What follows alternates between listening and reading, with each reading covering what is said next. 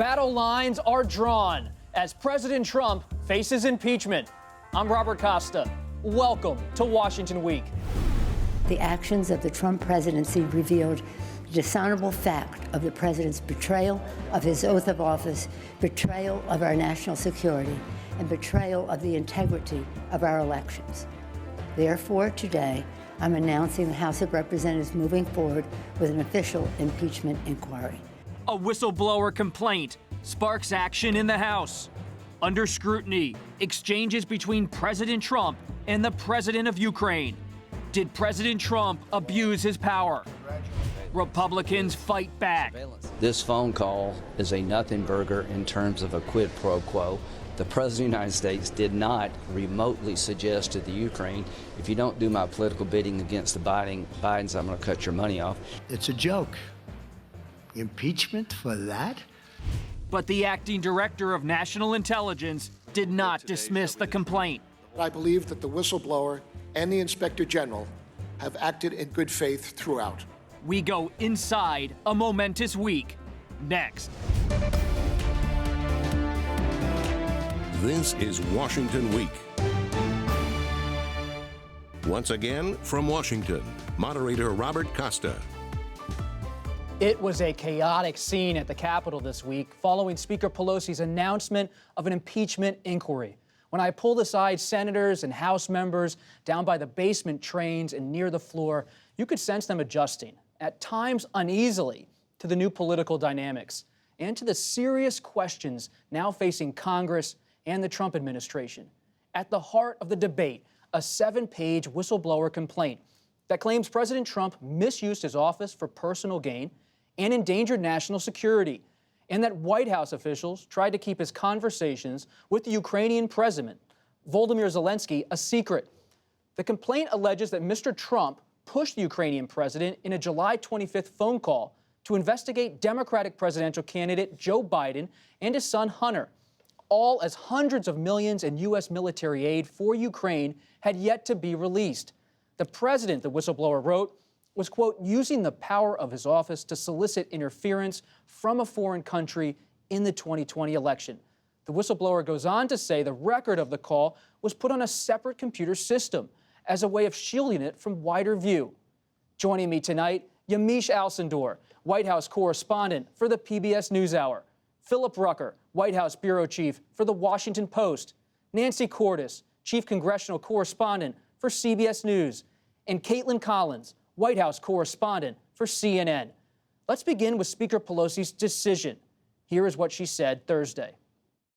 It's a sad week for our country.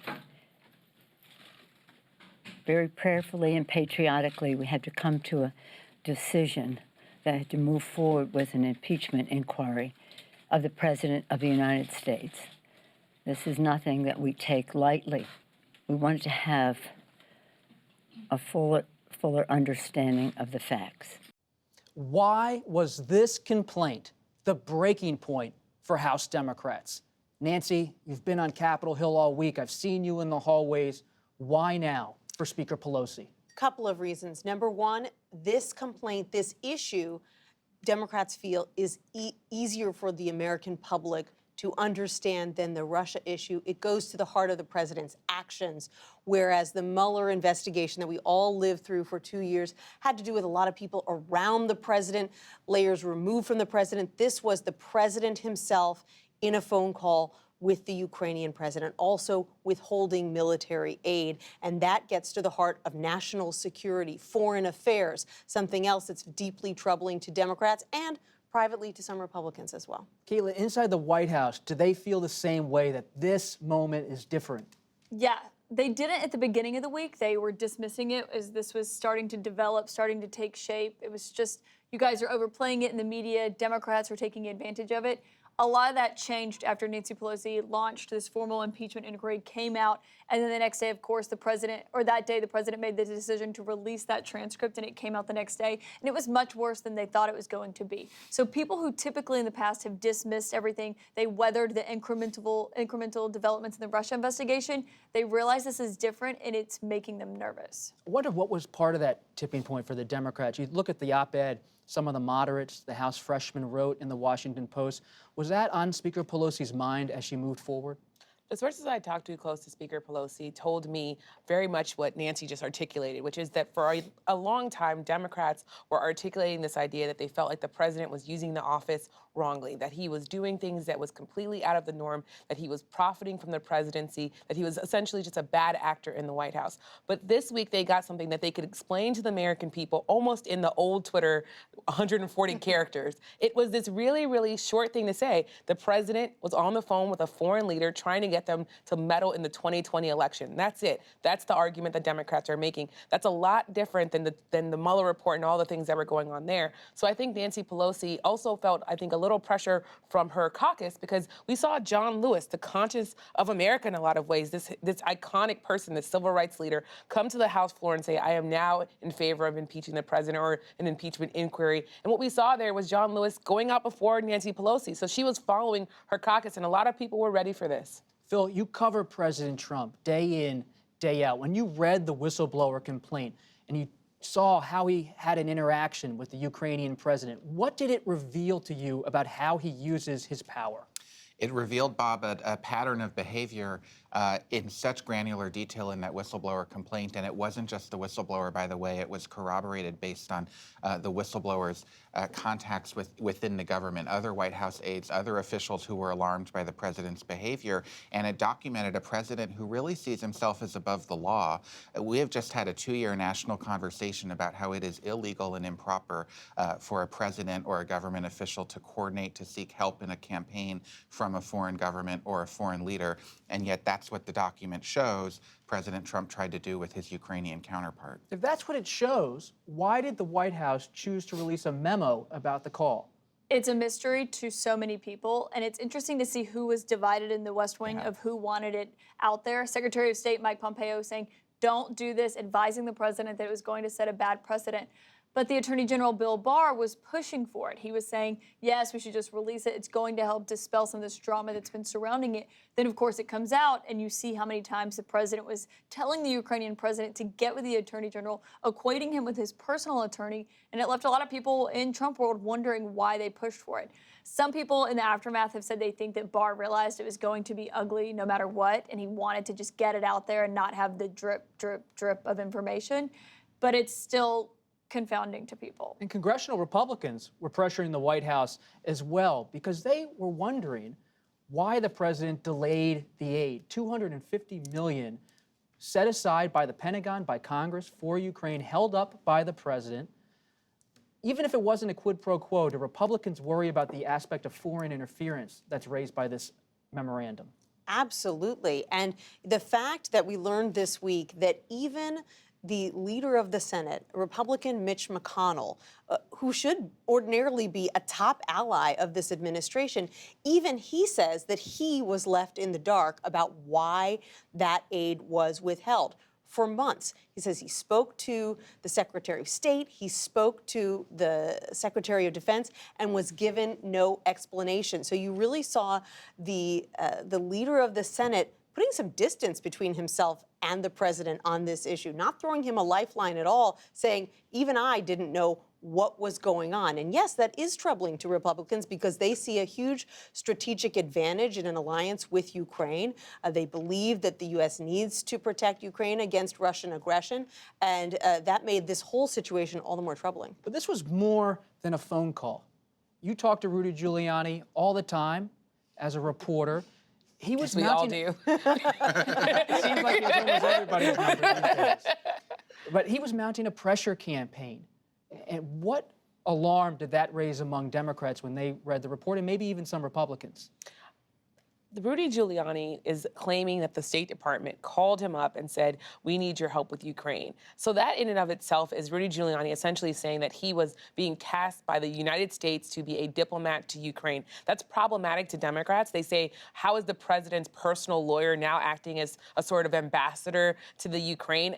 It's also because, of course, he's the president's personal lawyer. So what you see is the president, at least in the Democrats' eyes and in some Republicans' eyes, putting his own political interests in front of the national interests of this country. You also have in Rudy Giuliani someone who is saying now that he wants to testify before Congress.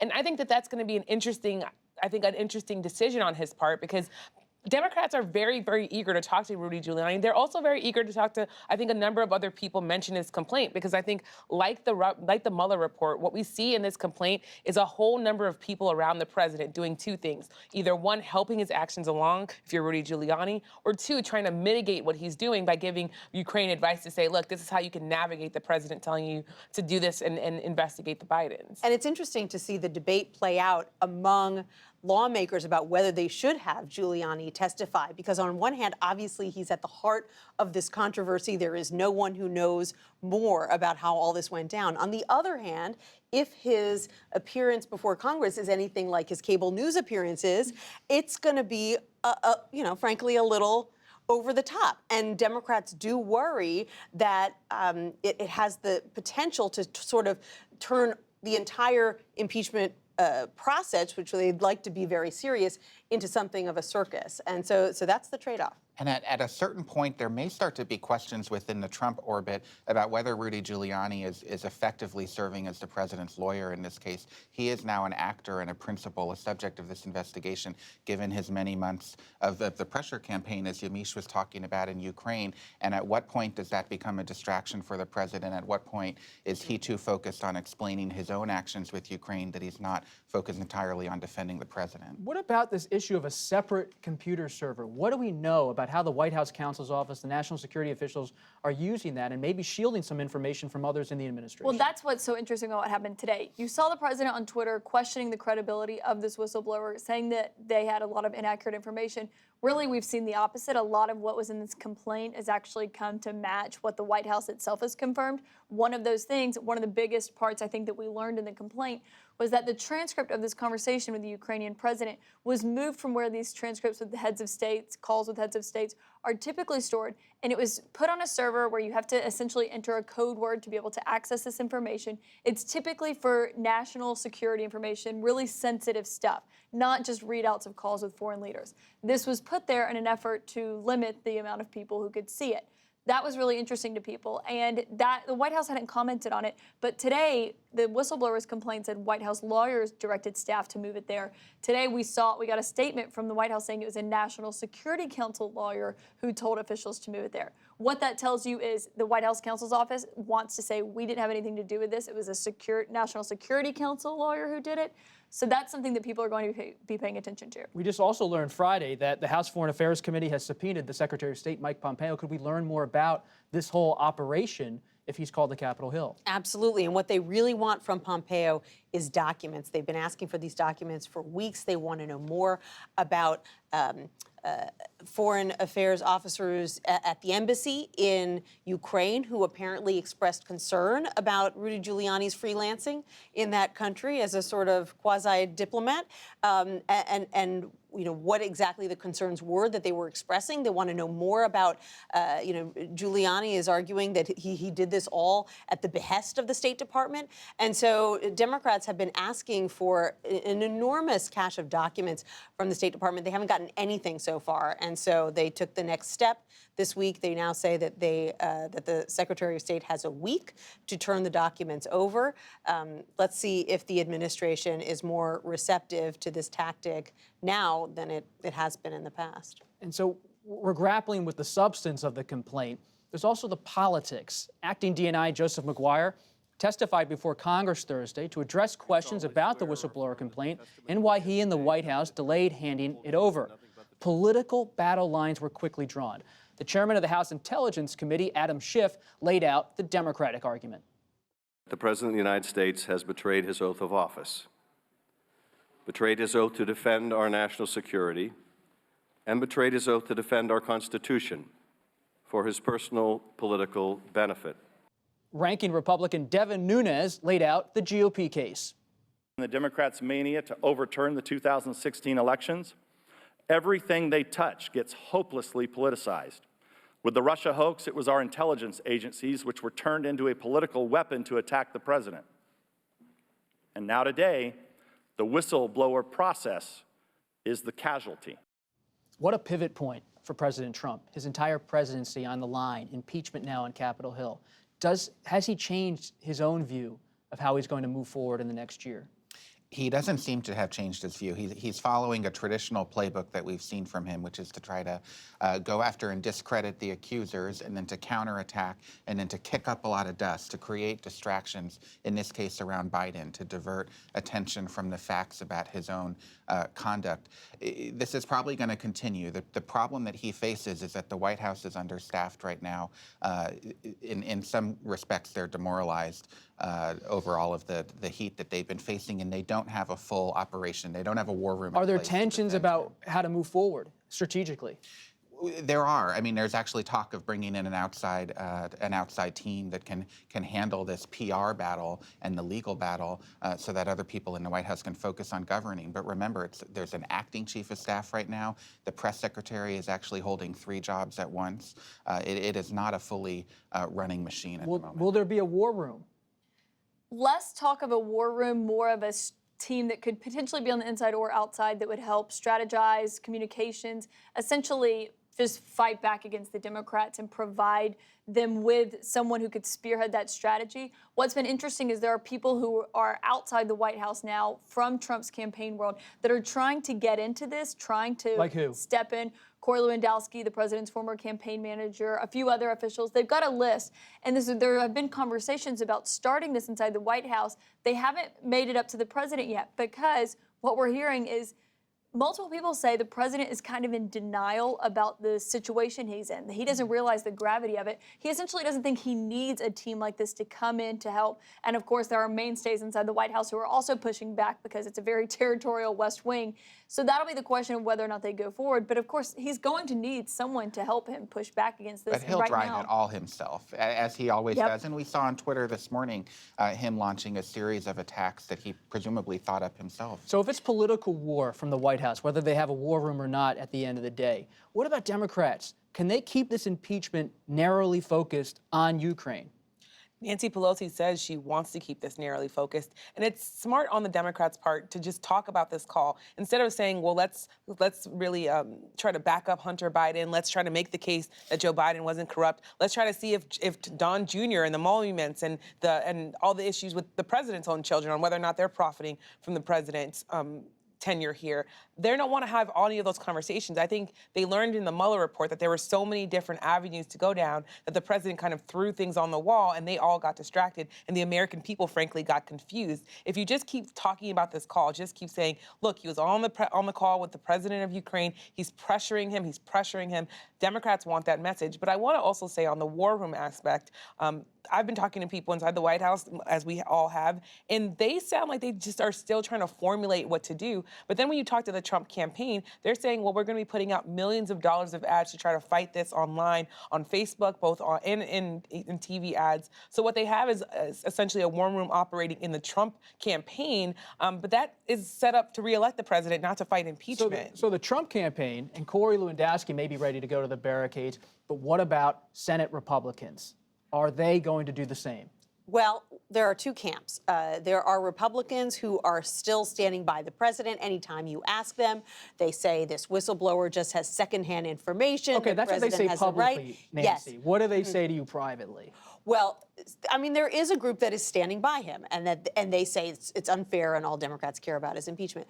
There is another group of Senate Republicans who feel deeply uneasy about the president's strategy, who frankly are worn out after defending him for several years, but who can see where this is all headed. That's the reality. They can see now this is going to land in the lap of the Senate, whether they like it or not. And in fact, Leader McConnell himself has said, we go immediately into an impeachment trial. What's your read on McConnell?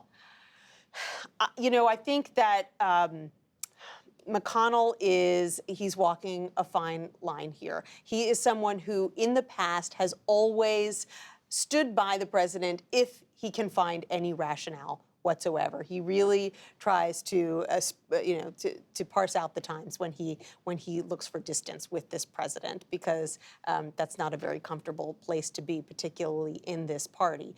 But I do think for the first time, Republicans appear to be thinking about what could possibly come next. I mean, that's several steps down the road. They don't want to go there yet, but the reality is this is no longer just a PR war. We're now looking at real-life developments. The ambassador, essentially, to Ukraine has just stepped down. Democrats in the House are planning to conduct depositions with 5 State Department officials just in the next 2 weeks. So, we're going to see a snowballing effect here. How significant are the statements by Senator Sasse of Nebraska, Senator Romney of Utah, raising some concerns as Republicans? They're pretty significant because I think it's pretty clear that they speak for a number of their colleagues who are just afraid to say so, attributing their own names. And the dynamic can change quickly, as Nancy was just pointing to. If you have more evidence coming forward in this impeachment inquiry in the House, if you have a vote on the House floor to actually impeach the president and it kicks over to the Senate, it could be a very different calculus that some of those Republican senators make. And the Democrats do not need all of the Republican senators to vote to convict the president. They only need, what is it, 17 or 20? It's a two-thirds majority of the chamber. And there's a world in which that could actually happen. Trump has always been deeply mistrustful of these people. He doesn't think that they're all on his side. A lot of them privately don't like the president. There are these mainstay establishment Republicans who the president has made their life very difficult. And so I agree. I don't think that it's likely, but I just don't think it's guaranteed that he'll be fine. Well, and part of the thing that may open these cracks even wider, public opinion. And for now, here's where public opinion stands. A new PBS NewsHour, NPR, and Marist poll shows Americans are still divided on this start of an impeachment inquiry. As 49% of adults surveyed nationally approve, 46% disapprove. The divide is more stark when broken down along party lines. 88% of Democrats approve, 93% of Republicans disapprove. Senator Joni Ernst of Iowa, Senator Cory Gardner of Colorado, Senator Susan Collins of Maine, all up for re-election in 2020. When you're talking to your White House sources, are those the people they're paying attention to? On the Republican side, is it the senators who are retiring, like Lamar Alexander of Tennessee? Maybe all of them. I can imagine that the White House is looking at all of these people. I think of Representative Turner from Ohio in the hearing with Joseph McGuire. He says, look, I have a message for the president. This isn't okay. So I think the White House is in some ways keeping their ears open for all Republicans who are thinking about this. I also think it's important to look in that poll. We asked people in that poll how much of this is going to impact how you vote in 2020. The majority of people said it was not going to have any factors, like 58% of them. So it's important to also note that as Republicans think about how this might impact the election, we're already getting a sense from people that this isn't going to impact their vote, which is in some ways pretty remarkable because this was a historic week in Washington. How is this different than we've seen impeachment before in American history? You now have Twitter, cable news. You have a conservative infrastructure out there that's echoing the president at every turn. Does that buoy the White House, that they feel like even if the Republicans are cracking at times, that they feel like they have a wider universe of support? Well, and with Trump in particular, he's got something about him that has helped him evade things that would have brought any other politician down. Of course, there are so many stories over the last few years since he's been in office, since he was on the campaign trail. With the president, we're talking about having a team to help him strategize, fight this off, publicly defend him. He may not need that because, of course, he's the president. He's got his Twitter. He's sometimes his own best spokesman. But he also has, entire news channels that typically are in his favor. He's got radio shows. He's got a huge Twitter following of people that are ready to defend him. That could help potentially. That's still something that's an open question. Nancy, when you're on the Hill and you're talking to Democrats and some Republicans, what's the timeline? Are we looking at an impeachment vote in the House next spring? Is it going to be next summer? Maybe this fall? The timeline really depends on which Democrat you talk to, because there are some, particularly from swing districts, who don't want this to overshadow the agenda for the next 6 months. They believe that that would be very difficult politically for them. So I was talking to one swing district Democrat this week who had just kind of come over from the other side, was now supporting an impeachment inquiry, who said that he thought that perhaps they could vote by the end of this week. So, so there are Democrats who want to get this over and done with. And then there are others who say, look at this whistleblower report. We have 17 new leads to follow, new names to track down, so much more investigating to do, and they want to follow every thread to the end and be able to put together the most airtight case possible. So the reality is, I think Speaker Pelosi herself has said multiple times that she wants to be expeditious. That was her word this week, Expeditious. And well, expeditious is what this show has been. Right. This has been quick. It is already the end. What? I know. But thank you for sharing our evening with us. We will continue the conversation on the Washington Week Extra. We will look at how the impeachment debate affects the 2020 presidential race. Catch it on our website, Facebook, or YouTube. I'm Robert Costa. Have a great weekend.